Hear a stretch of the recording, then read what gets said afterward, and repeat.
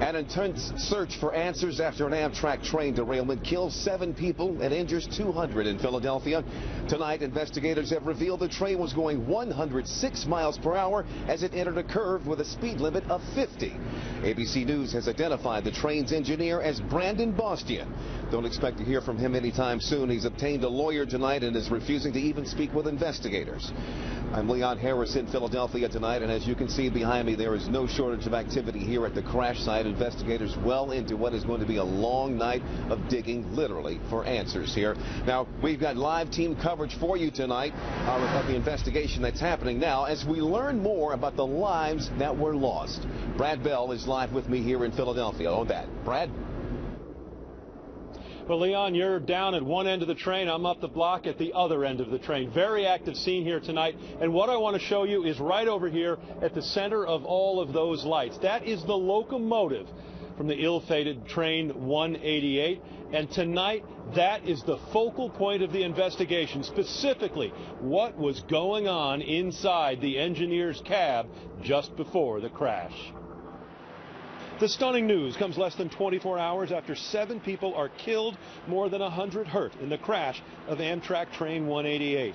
The sleek 7-car train sent flying off a tight corner in North Philly was screaming along at more than twice the safe speed limit. The engineer reacting too late to avoid disaster. Maximum authorized speed through this curve was 50 miles per hour. When the engineer-induced brake application was applied, the train was traveling at approximately 106 miles per hour. The locomotive and all 7 cars derailed, 238 passengers and 5 crews sent flying. Jeff Cutler is in the 2nd car. It seemed to go around that curve fast and too fast for the car to stay on the track, and it went flying.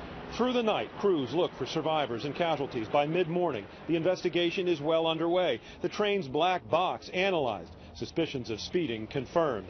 The engineer, identified by ABC News as 32-year-old Brandon Bastian, has a lawyer and hasn't spoken to investigators. Philadelphia's mayor saying tonight there's no excuse for the train's speed. Got to be a partial explanation to the derailment.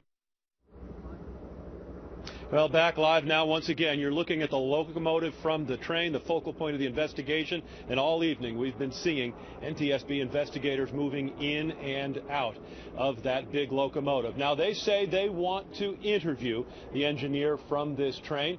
They say they know it may take a few days. But we can also tell you this. The engineer was brought into a Philadelphia police precinct today. It's been reported that he left without giving an interview and in the company of a lawyer. Philadelphia, Brad Bell, ABC 7 News. Leon, back to you. All right, got it, Brad. Now, earlier this evening, we bumped into a local congressman who was here for a personal tour of the crash site, and he told us television cameras can't come close to conveying how just intense that scene is. He was shocked, but he was also very concerned because he says now he's convinced from what he saw and heard that the whole thing could have been prevented.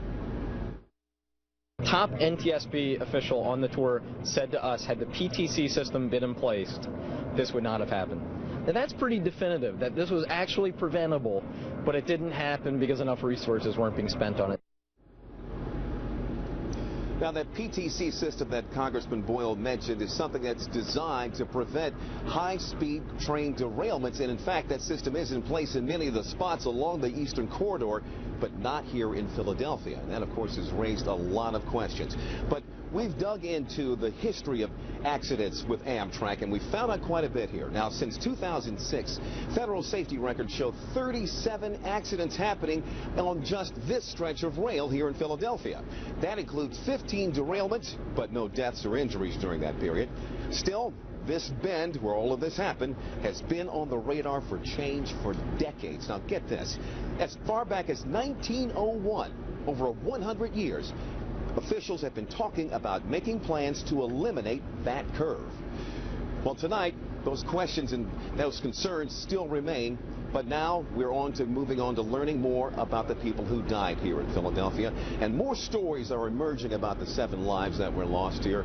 3 of them we know more about this evening. 1 was a banker, 1 was a journalist, 1 a Navy midshipman. Our Jay Korf now is live with how those lives are being remembered. Jay? Well, Leon, most people who had a loved one aboard Amtrak 188, well, they know the fate of that person. But for one Maryland family, they're going through an agonizing ordeal. They don't know where Bob Gildersleeve Jr. is. Along this quiet street in Elk Ridge, Maryland, there is uncertainty. I mean, that brings it home. I'm very surprised. I'm very sort of worried. Residents have no idea the fate of neighbor Bob Gildersleeve Jr., a 45-year-old executive with Ecolab. Family members, now in Philadelphia, say Gildersleeve was aboard the Amtrak train that derailed and that he is unaccounted for. He hasn't been identified yet in the crash. There's supposed to be 200 people injured in hospitals, 7 dead. I don't know how many missing. Gildersleeve's 13-year-old son, Mark, is among those asking for help. It's very scary.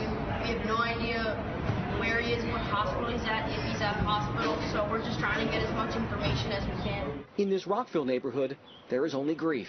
Neighbors tell us 55-year-old Abid Galani, an avid sports enthusiast and beloved neighbor, lived in this home when he worked for Bethesda-based Marriott. Wells Fargo, his present employer, confirmed Galani's death, calling his loss a tragedy. We've also learned that Justin Zemser, a 20-year-old midshipman at the Naval Academy in Annapolis, was among those who did not survive. His mother, Susan.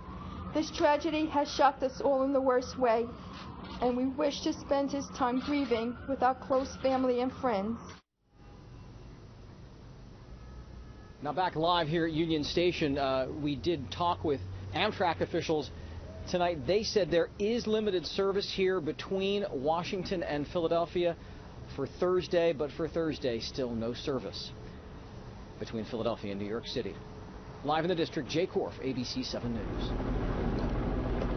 All right, thank you, Jay. Let's talk about that service that's being planned now for this Northeast Corridor. It is not just the busiest line in the U.S., it is the busiest line in all of North America. This investigation is having a big impact on travel, as you might imagine, for millions of people. Now, tomorrow, Amtrak says it's going to be operating between Washington and Philadelphia, but with a lower frequency of trains that'll be making that trip. And, of course, there will be no service at all between New York and Philadelphia.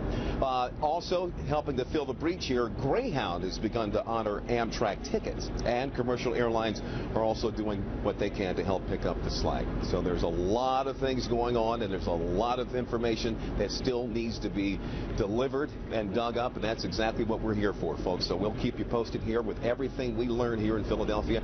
Stay with ABC 7 and WJLA.com as we continue to follow this tragic situation. We will bring you live team coverage as the investigation moves forward.